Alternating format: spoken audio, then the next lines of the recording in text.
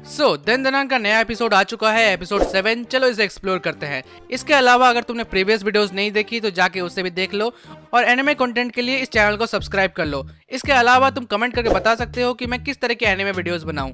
अपने idea share करो और एंजॉय करो इस वीडियो को। तो अब तक हमने देखा कि आयरा, ओकारुन और मोमो एक्रोबेटिक सिल्की का सामना कर रहे होते हैं, जहां एक्रोबेटिक सिल्की बड़े गुस्से में है और आयरा बेहोश हो चुकी है। एक्रोबेटिक सिल्की कहती है मैं तुम लोगों को छोड़ूंगी नहीं। ओकारुन अपनी कर्स फॉर्म में आ जाता है। मोमो और ओकारुन वहां से भागने लगते हैं। मोमो कहती है कि हमें कैसे ना कैसे करके यहाँ से निकलना होगा। ओकारुन कहता है कि मैं यहाँ अपनी फुल स्पीड का यूज नहीं कर पाऊंगा, यहाँ बहुत सारे ऑब्स्टिकल्स हैं। तभी अचानक एक्रोबेटिक सिल्की आती है और मोमो को साइड कर देती है। ओकारुन थोड़ा आगे भागता है, तभी वो उसको भी साइड कर देती है। एक्रोबेटिक सिल्की खड़े होकर बेहोश आयरा को देखते हुए कहती है मेरी बच्ची, मैं तुम्हें कहीं जाने नहीं दूंगी। मैं तुम्हें खा जाऊंगी और तुम्हें अब्सॉर्ब कर लूंगी, जिससे हम दोनों हमेशा एक हो जाएंगे और तुम मेरे अंदर हमेशा जिंदा रहोगी। चला जा भोसड़ी के। ऐसा करने के लिए जैसे ही एक्रोबेटिक सिल्की आगे बढ़ती है, उसे पता चलता है कि वो फंस चुकी है। उसके बाल बहुत सारे पिलर्स पे और वायर्स में उलझ गए हैं। ये मोमो का प्लान था कि वो एक्रोबेटिक सिल्की के बालों को उलझा दे। ऐसा करने के लिए ओकारुन को थैंक यू कहती है और वो दोनों आयरा के पास आते हैं। ये देखकर एक्रोबेटिक सिल्की बड़े गुस्से में आ जाती है और कहती है तुम कमीनों को मैं छोड़ूंगी नहीं, और गुस्से में आकर उन पिलर्स को तोड़ने लगती है। मोमो अपनी स्पिरिचुअल पावर का यूज करती है और उसके टांगों को पकड़ लेती है। एक्रोबेटिक सिल्की कहती है तुम्हारी हिम्मत कैसे हुई मेरे सुंदर पैरों को छूने की। मोमो ओकारुन से कहती है कि तुम्हें अपने फुल पावर का यूज करना पड़ेगा जिससे हम इसे हरा सके। ओकारुन कहता है फुल पावर्स? कैसे फुल पावर्स? तक हमने एलियंस का गोश्त का सामना किया, टर्बो ग्रैनी का सामना किया, पर मैंने कभी अपने फुल पावर को यूज ही नहीं कर पाया। मेरे को करना क्या होगा? मोमो गुस्से में आ जाती है और कहती है कुछ तो करो, कुछ तो करना होगा तुम्हें। वो कहती है कि इसे किक करो या कुछ करो। ओकारुन कहता है किक करो जैसे हम फुटबॉल को करते हैं। एक्रोबेटिक सिल्की अपने आप को छुड़ा लेती है और मोमो के ऊपर अपने बालों से अटैक करने वाली होती है। तभी ओकारुन बीच में आता है और अपने फुल स्पीड का यूज करता है, जिससे वो उन बालों को चीरता हुआ एक्रोबेटिक सिल्की से टकरा जाता है और एक पावरफुल हेडबट देता है, जिससे वो दीवार तोड़कर दीवार में टकरा जाती है और यहाँ पर एक्रोबेटिक सिल्की बेहोश हो जाती है। टर्बो ग्रैनी कहती है कि तुमने मेरी पावर्स का तो यूज किया, पर इतना बेहुदा यूज क्यों किया? फुल पावर का यूज करने की वजह से ओकारुन की बॉडी बहुत थक जाती है। उसे लगता है कि वो फट जाएगा। मोमो ओकारुन से पूछती है कि क्या ये हम पर वापस हमला नहीं करेगी? टर्बो ग्रैनी बताती है कि मेरी पावर्स की वजह से वो कुछ देर तक अपने स्पिरिचुअल पावर का यूज नहीं कर पाएगी। फिर टर्बो ग्रैनी आयरा की तरफ इशारा करती है और कहती है इसके पास वो गोल्डन बॉल्स हैं।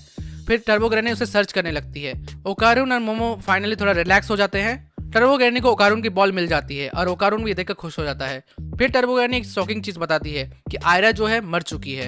ये देखकर दोनों परेशान और हैरान हो जाते हैं। टर्बो ग्रैनी बताती है कि अगर कोई इविल स्पिरिट किसी ह्यूमन को खा लेती है तो वो मर जाता है।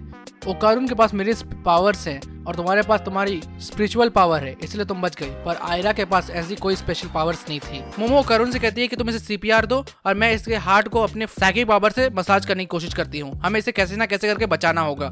वो लोग बुरी कोशिश करते हैं पर टर्बो ग्रैनी बताती है कि कोई फायदा नहीं।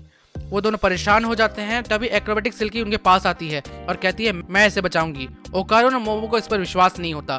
एक्रोबेटिक सिल्की बताती है कि तुम मेरी ऑरा को आयरा की ऑरा से एक्सचेंज कर दो, जिससे वो जिंदा हो जाएगी। टर्बो ग्रैनी बताती है कि ऑरा जो है किसी भी लिविंग ऑर्गेनिज्म को चलाने की बैटरी होती है, लेकिन मोमो को एक्रोबेटिक सिल्की पर भरोसा नहीं होता। एक्रोबेटिक सिल्की कहती है कि वो अपनी बच्ची के लिए कुछ करना चाहती है, तो प्लीज उस पर भरोसा करो। मोमो कहती है कि अगर तुमने कुछ भी गड़बड़ की तो मैं तुम्हें खत्म कर दूंगी और ओकारुन को उस पर नजर रखने को कहती है। फिर मोमो अपने स्पिरिचुअल पावर से एक्रोबेटिक सिल्की की ऑरा को आयरा की ऑरा से एक्सचेंज करने लगती है।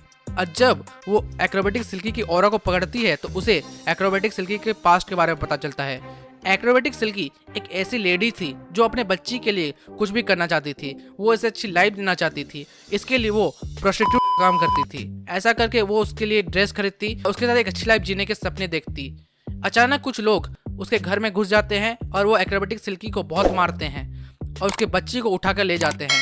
एक्रोबेटिक सिल्की अपने बच्चे को बचाने की पूरी कोशिश करती है पर वो उसे नहीं बचा पाती और फिर वो भागते जख्मी हालत में अपने बच्चे को ढूंढने लगती है। और ऐसा करते करते उसकी मुलाकात आयरा से होती है, जो उसे अपनी मॉम समझने लगती है। लेकिन आयरा की जो मॉम है वो बहुत पहले ही गुजर चुकी है और उसके पापा उसे वहां से ले जाते हैं। तब से एक्रोबेटिक सिल्की आयरा को अपनी बच्ची समझने लगती है और इसी दुख और पीड़ा की वजह से एक युकाई बन जाती है। युकाई मतलब वही इविल स्पिरिट। ये सब देखने के बाद मोमो बहुत उदास हो जाती है और रोने लगती है। ओकारुन को लगता है कि एक्रोबेटिक सिल्की ने कुछ किया है, पर मोमो उसे रुकने को कहती है। और फाइनली आयरा जो है वो जिंदा हो जाती है।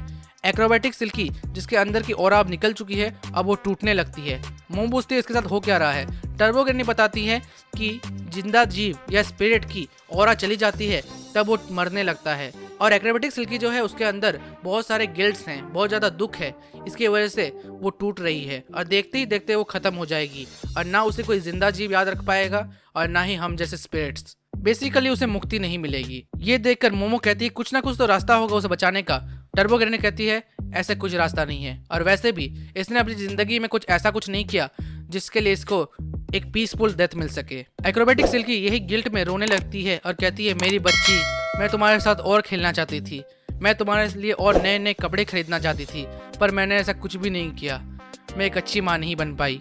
तभी आयरा एक्रोबेटिक सिल्की को गले लगाती है और उसे कहती है मॉम, お母さ